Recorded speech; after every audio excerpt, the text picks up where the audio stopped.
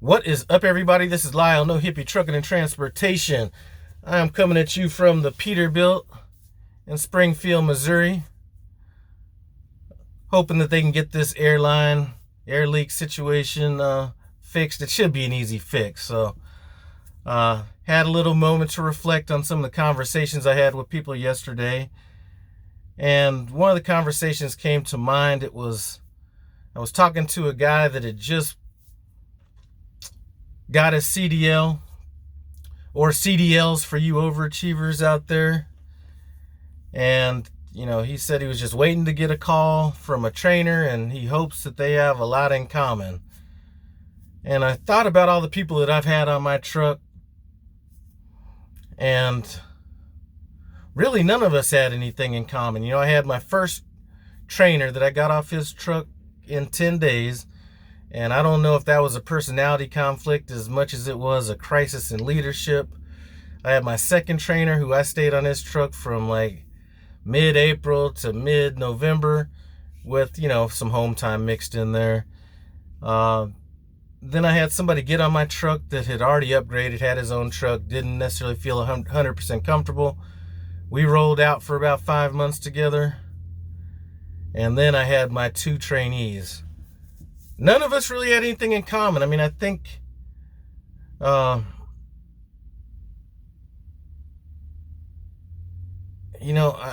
just looking at it, and with a lot of these guys, my second trainer had a really, really good time with him. Younger dude, he was like half my age, all that kind of stuff. He was into young people stuff, you know what I'm saying? Skinny jeans and doing that little goofy ass dance that people do, and all that. The guy that got on my truck that had already upgraded, we really didn't have anything in common. That wasn't necessarily fun or anything, but never had, really any issues with him. The first trainee I had on my truck was a cowboy boot wearing, swashbuckling, 10-gallon hat, future super trucker, giving everybody the little super trucker wave when they drive by and everything. And actually, I just got off the phone with him a couple days ago. And he reminded me of, the good times that we had and everything like that. And, my next driver was, he's a little bit more reserved. Come to find out he had Asperger's syndrome or something like that, kind of like autism spectrum type stuff.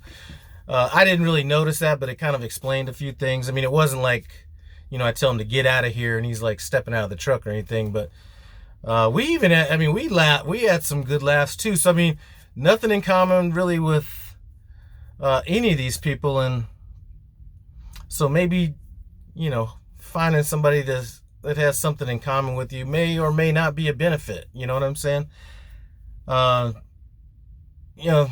in that conversation, he was, worried about getting a bad trainer. And I was just telling him the Prime has way, or, it could be Prime, Swift, it could be whoever. Most trainers aren't bad trainers. The trainers that you hear about are the bad trainers. There's not a whole lot of people that are coming out, outside of me, maybe a few other people that are actually getting over with training and talking about how good their training experience was, because most people don't talk about the good stuff. They talk about the bad stuff. And he was just, saying, anyway, here's what I think could be the problem. And this has nothing to do with if you have a lot in common, don't have a lot in common. And it kind of made me reflect back to my first trainer. And this could be in trucking, could be in military, could be wherever. But not everybody that's put in a leadership position is a leader. You know what I'm saying? And a lot of times what I think, I said that I got off my first trainer's truck because of crisis of, in leadership. And that was partially the case, but let me explain why I think that there's a lot of that in trucking or in training in trucking. And like I said, most of these trainers are good. You just have, I think that what happens is you put people in a leadership position that maybe aren't leaders, right? So they're not laying out a clear plan or clear expectations or things like that. So it's almost like they don't say anything and then they expect you to know everything. And then when you don't do what they want, then it's this passive aggressiveness, things like that. And, you know, you get into these little argumentative type things and stuff like that. Whereas I think that the trainers that are good, whether they're a personality match or anything like that, have clear goals. You know, for example, and either of my trainees that I had can tell you this. You know, let's say we got a 1,350 mile load. You know, I'm going to tell them we got 1,350 miles to go. I want to get this here in 2 shifts. I'm going to need you to get, you know, 655 miles minimum. If you need to run the clock all the way down to a minute and then switch, you know, we're going to have to do that. Or, listen, this load is tight. You got a fuel stop coming up here in Kansas City.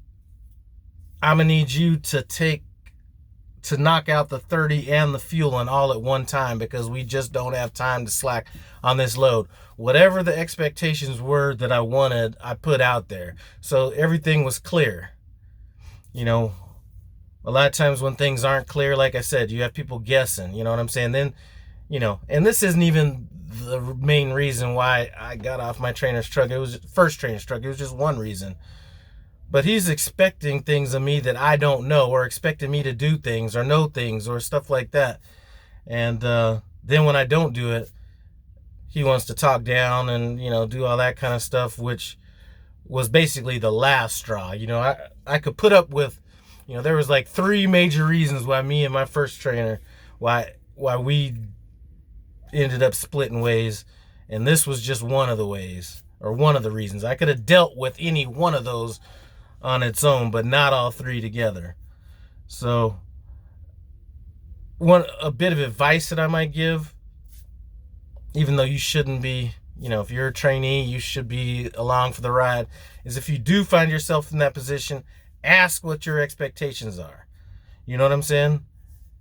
I know of times when people are just like, you know, my trainer and me switched and he just went to the back and I didn't know anything. You know, ask questions. You know, if your trainer's not telling you something, ask. Is there a certain number of miles you want me to do today? You know, whatever the question, you know, whatever you may not even know the questions to ask, but as you start knowing the questions to ask the questions. Try to get a clear-cut goal or whatever for your drive shift done. Do you got, you know, did you want me to wake you up and find a place to back in to switch, or did you want to do it in a fuel island? Or whatever the situation is. But anyway, you may not feel comfortable asking those questions, and like I said, that shouldn't be your job, but I'm just telling you why I think that some people have conflict and stuff like that, because there really isn't. And some trainees are just bad too. I mean, let's just get that out there too. Some trainees are just bad.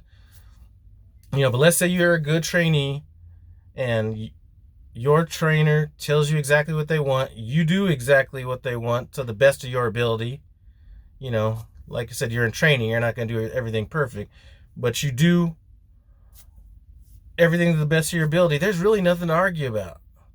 Like I said, me and my second trainer, in 7 months or however long that was, we got in an argument one time, and that was just about a flour load. That I told him I wasn't going to do any more flour loads again. And at this point, I'd already got to the point where I could have upgraded a long time ago and done all that. I know people are going to be saying it's not me to dictate, but if